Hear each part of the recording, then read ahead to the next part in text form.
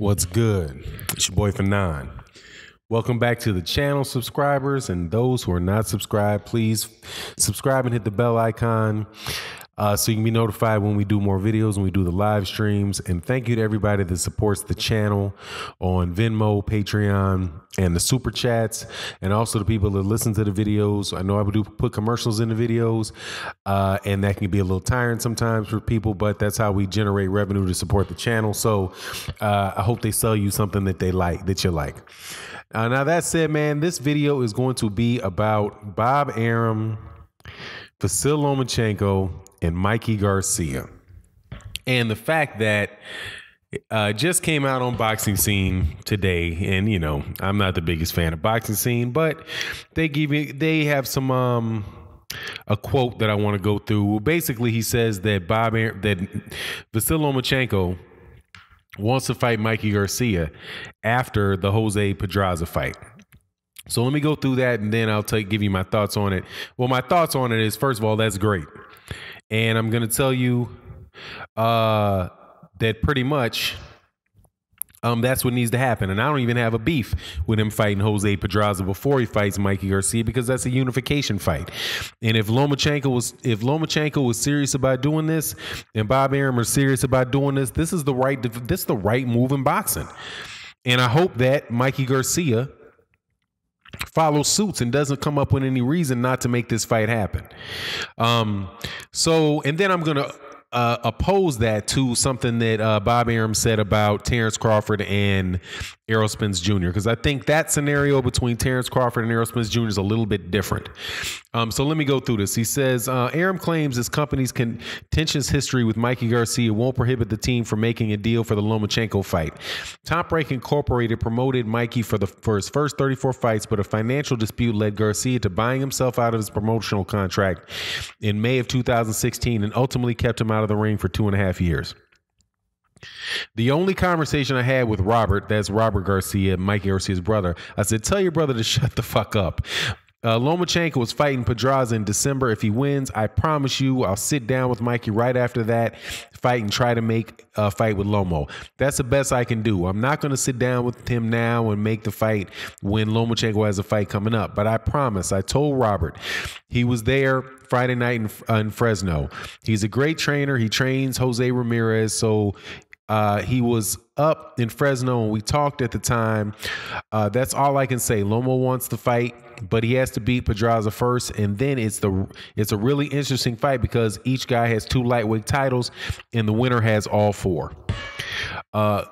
Arum considers Lomachenko versus Garcia a pay-per-view fight.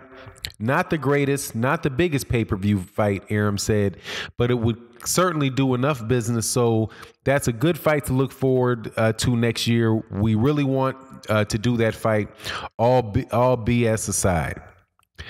Mikey, who holds the IBF and WBC lightweight titles, has continually talked this summer about moving up 2 weight classes to challenge unbeaten IBF welterweight champion Errol Spence Jr.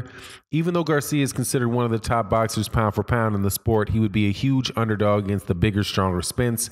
All Robert keeps saying to me is, my brother's out of his mind.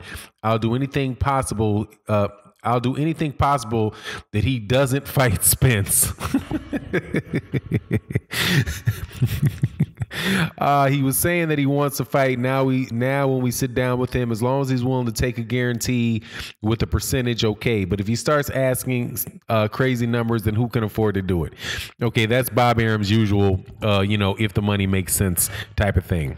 But if this is what needs to happen, man, Mikey Garcia and Lomachenko need to fight. And Mikey Garcia would be smart to take that fight no matter what. Not no matter what, like not making any type of money, right? But he said if he's willing to take a guarantee with a percentage, okay. So the financial aspects of the fight might block. Mikey might say that he wants more money. This all the money aside. The smartest move for Mikey Garcia would be to do the Vasyl Lomachenko fight. Because if he beats Vasily Lomachenko, then there's a very good argument, and a lot of people will make the argument. I might not necessarily be one, but I'll think about it, about whether he's the top guy pound for pound in boxing. But then after the ironic thing is that the two best fights for him are between two top ranked fighters, Lomachenko and Terrence Crawford. But take Terrence Crawford out of the side of that because he's at 147. He would be if he could beat Lomachenko. Say Mikey Garcia fights Richard Comey, doesn't get stripped, fights Richard Comey, because I do believe that there is a purse bid that was ordered for Mikey Garcia and Richard Comey. If he fights Richard Comey, beats Richard Comey, which I would, obviously I would favor him to do, and then he unifies with top rank with Vasyl Lomachenko in, I don't know, the February, the April time frame, somewhere around there, man, that dude could immediately become, he might be one of the top couple guys in boxing. And he would deserve it because he would be the only one of two champions. And by that time, seeing as that Alexander Usyk is moving up to fight Tony Bellew and might have his eyes on Anthony Joshua, he might again be the only unified champion in boxing. And it's when Mikey said that what he wanted to do by facing Spence is be the first guy to win titles in 3 weight divisions within 11 months. I think that's what he said, within 11 months. Man, that is one of them phony records, man. And how many people tried to do it? You know what I mean?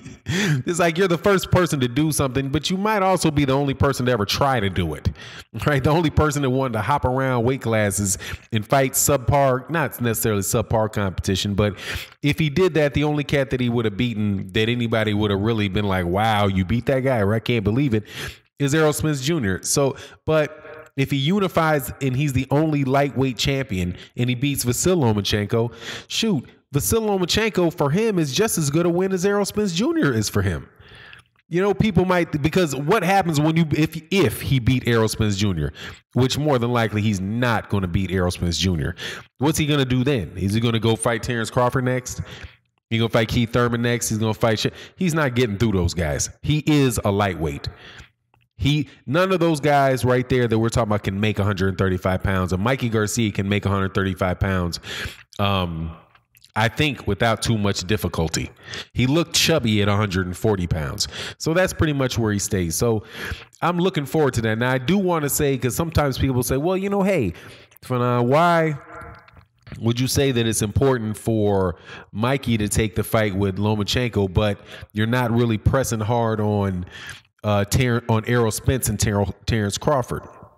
And I really think that the difference between those two things are that Errol Spence already there are other champions there's 4 champions at 147 pounds. And the fights that he'd been looking to do have been the winner of the WBC belt between Danny Garcia and Sean Porter, which is now Sean Porter, and Keith Thurman. While I'm on top of these other dudes, man, like, look, unify, try to be the one champion in the weight division. I can't say that. There's 2 people that I really can't complain about. I can't complain about Deontay Wilder at heavyweight, and I can't complain about Errol Spence at 147 pounds because that's all they've been pushing for. They've been very verbal. Errol Spence Jr. has been pushing for unification of the 147-pound division for a few years now. He's been talking about it for a few years. He's actively been pushing for it since he won the IBF title. Errol Spence Jr. was calling out Keith Thurman, and Keith Thurman is the guy that had the WBC and the WBA belts. So I've heard Errol Spence taking fights because he hasn't been able to get the fight that he wanted to get. And Deontay Wilder, I've seen him taking other fights because they're taking like the second best option because the other guys with the belts won't fight them. Mikey Garcia, clearly Keith Thurman was not rushing to fight Errol Spence Jr. All, the injuries and all that stuff aside, he wasn't trying to do it. You could hear it in what he said. Hey, young buck, stay with it, young buck, basically telling him to get his weight up and it'll happen eventually while he's the IBF champion.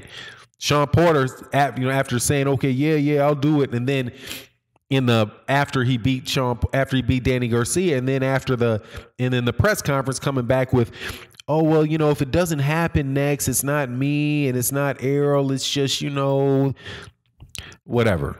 So look, I'm big time now on pushing for somebody to be the unified champion in a division. Mikey Garcia has that opportunity. Mikey Garcia is really one fight away from, after December, he'll be one fight away from being the unified lightweight champion. Similarly, just the same way that Anthony Joshua was one fight away from being the unified heavyweight champion.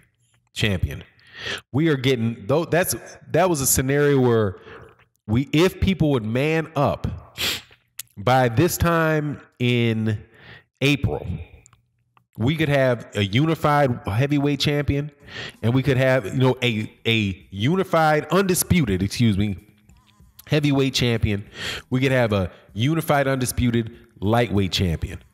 And that is moving boxing in the right direction, because you can look and say, man, who is the champion in that weight class? Which, like I said, we cannot do for anybody except for cruiserweight. So it is what it is. Man, I appreciate everybody supporting the channel.